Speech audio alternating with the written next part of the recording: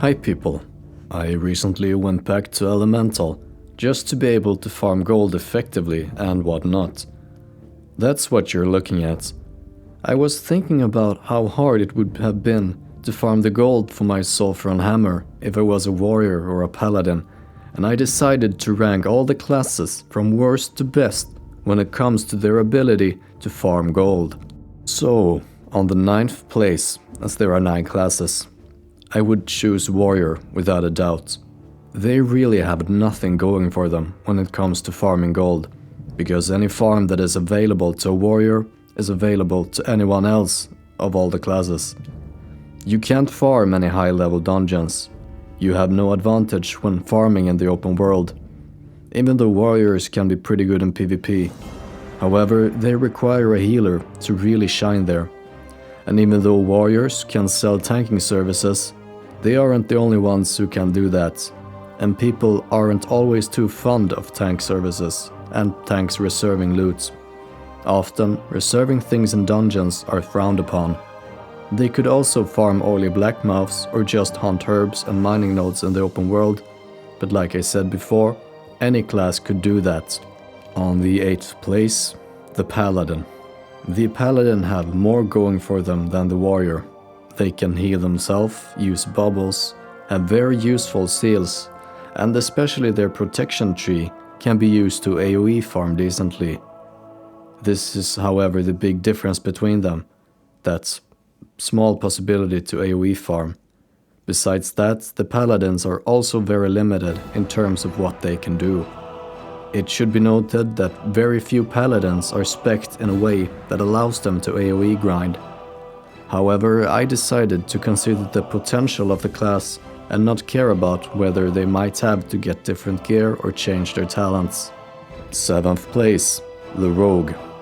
Running around inside Blackrock depths and picking pockets can give about 40 to 50 gold per hour pretty reliably. Their strength in both PvE and PvP also gives them pretty good chance at farming in the open world. As they have quite a lot of abilities to stun and control the fights, they have some options at farming bosses as well. 6th place, the Mage. Now, you might think the Mage should be put at a better spot, but let me explain how I'm reasoning here. The Mage is of course really good at AoE farming, for example Sulfurak. However, AoE farming isn't always easy, and the bigger the pack, the harder it is. In my experience, which isn't too much by the way to be honest, the Sulfurak farm gives about 50 gold per hour. You could also sell boosts in the Scarlet Monastery dungeons. Even though AoE farming down 20 mobs at once is quite fun, it is also tricky and not very lucrative. Mages can also solo Dirmal East, for example, and sell the Hand of Justice runs. They can also conjure their own food and water. The biggest setback is that they have a small health pool, very low armor, and no way of healing themselves. At 5th place, I have chosen the Priest. Priests can solo Dirmal East and Maridon rather efficiently. They have self-heals, although they have to leave shadow form in order to heal. Spirit Tap talents can sometimes be utilized to regenerate mana. Their Mind Soothe and Mind Control can prove very useful in dungeons as well. At number 4, I've chosen the Shaman. The Shaman can solo Dirmal East jump runs rather effectively. Their totem allows them to counter some tricky mechanics with ease, such as the sacrifice ability from Severum Thornhoof. Their ability to heal themselves and their high armor and pretty big health pool gives them good survivability. Even though they don't have any speed increases, they have ways to slow down enemies. Their high, although not very mana effective DPS, allows them to down most bosses rather quickly. They might need to pop a mana potion here and there though. Just like any ranged class really, they can solo farm Arena and Hand of Justice in Blackrock Depths as well. 3rd place, the Druid. The Druid has got a lot of things going for them. They can stealth to skip trash in dungeons, deal decent damage at range, heal themselves, tank dungeons quite well, pick herbs while in traveling form, and use dash to speed up running. They can solo Darmal East jump runs and Marathon Princess runs without much difficulty as well.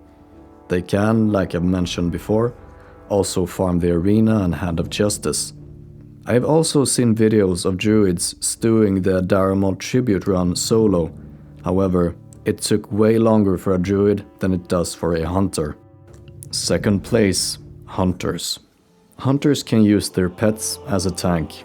They have good speed increasing abilities and they can feign death to skip almost everything. They can solo Marathon, most likely Darmal East, but more importantly Darmal Tribute, which can be done very quickly with good gear. With some lucky drops, hunters can earn a lot of gold per hour from their tribute runs.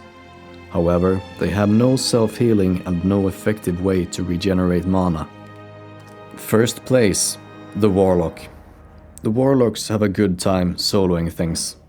All the fights where you juggle mobs back and forth are optimal for Warlocks, as they can just throw up their dots and then wait as the mobs die. Their pets can sometimes be used as tanks or to throw shields. Their ability to control demons becomes very handy in Darmal East jump runs. They also have a big health pool, can sacrifice their demon to gain a health over time buff, use dots to gain health, and then sacrifice their own health to regenerate mana. Well, those were my choices. Let me know in the comments if you disagree with my reasoning. I'm curious to know just how out of touch I am with my viewers. Also, I've started streaming. Check the link in the description to get to my Twitch page. Like if you enjoyed, and subscribe to prevent the moon from escaping Earth's gravity.